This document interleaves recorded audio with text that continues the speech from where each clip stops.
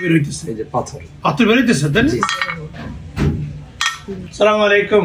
আমার হাতে যেটি দেখছেন এটি হলো আপনাদের যে পেশেন্ট, ওনার পিত্তথলি। এটা আমরা ল্যাপারোস্কোপির মাধ্যমে এইমাত্র বের করে নিয়ে আসছি।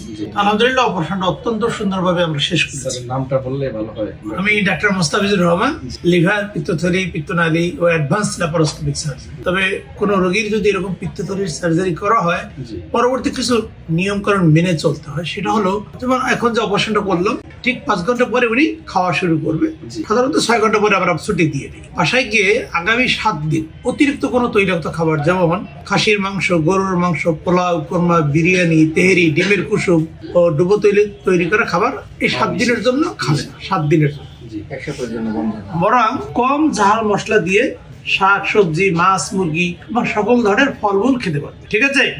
আর ওনার আগে যদি কোনো রোগ থাকে, সেই রোগের যে থাকে না, diabetes, high blood pressure, asthma, সব ঔষধই 6 ঘন্টা পর থেকে শুরু হবে। আমরা কেন অপারেশনটা করলাম এবার একটু সেটা দেখি। ঠিক আছে?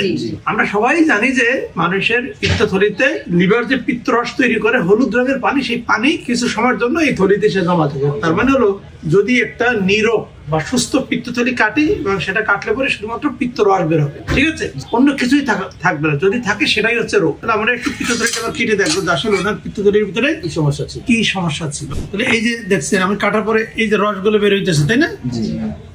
দেখেন, রস বাদেও এই যে দেখেন বের হইতেছে, এই যে পাথর বের হইতেছে, তাই না? বড় বড় 3টা পাথর আর ছোট ছোট কয়েকটা ভিতরে আছে। আলহামদুলিল্লাহ অপারেশনটা অনেক সুন্দরভাবে শেষ হয়েছে। ঠিক আছে? জি স্যার।